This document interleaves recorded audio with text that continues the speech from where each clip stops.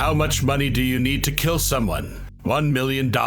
Is it enough? Or perhaps you want a little more. Is $5 million is enough for you to kill someone? Perhaps the real question is, are you even capable of killing a human being without them doing anything to you? For most of you it will be, no, I cannot do that. I cannot kill a human without doing any harm to me or my family. Well, there is who can. Richard Kuklinski, known as the Iceman.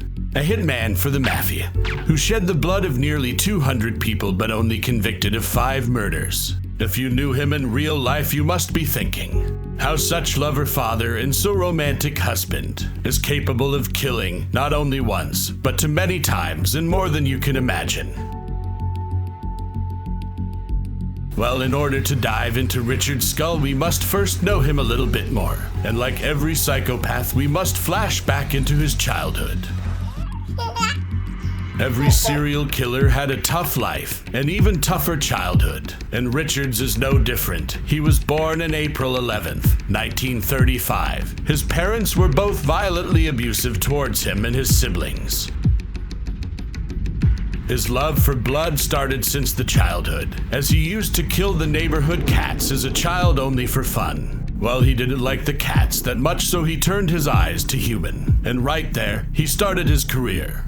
Richard committed his first murder when he was in his early teens. He left school after 8th grade, and by his statements, he embarked on a varied career of odd jobs and criminal undertakings, punctuated by a great many murders committed by a variety of methods. One of his criminal enterprise was the smuggling of pornographic films, and through his activity, he became associated with organized crime. Eventually, he was hired as a hitman, carrying out assignments from several crime families, including the Genovese, Gambino, and De Cavalcante organizations.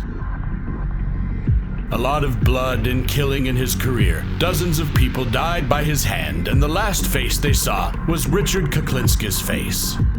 He didn't get his nickname only because of his brutal killing, or his cold facial expressions, but the way he used to freeze his victim's body to mislead the medical autopsy and the police. In 1986, Richard was arrested and charged in connection with 5 murders. The first murder authorities were able to link Kuklinski to was the murder of George Malibran, whom he shot over a debt in 1980.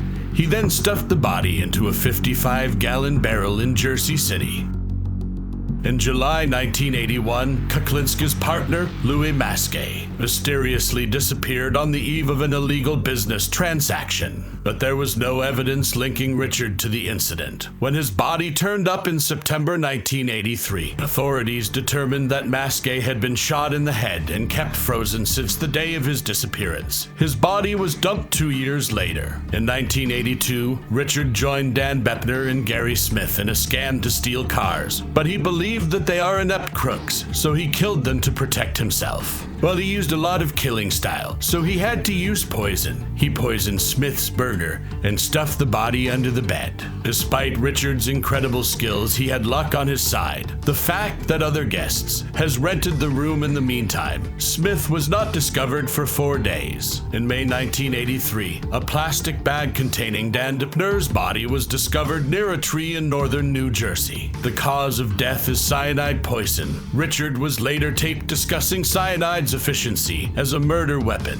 saying, "It's quiet, it's not messy, it's not noisy. You can spray it in someone's face and they go to sleep." In 1988, Richard Kuklinski was found guilty of charges related to the murders of Smith and Depner. He later pled guilty to the murders of Maliband and Masquet. While in prison, Richard Kuklinski gave numerous interviews to psychiatrists, criminologists, journalists, and writers telling the story of his life and providing detailed descriptions of how and why he committed dozens of murders. And he claimed that most of his victims, members of organized crime, and he get paid a lot of money in return.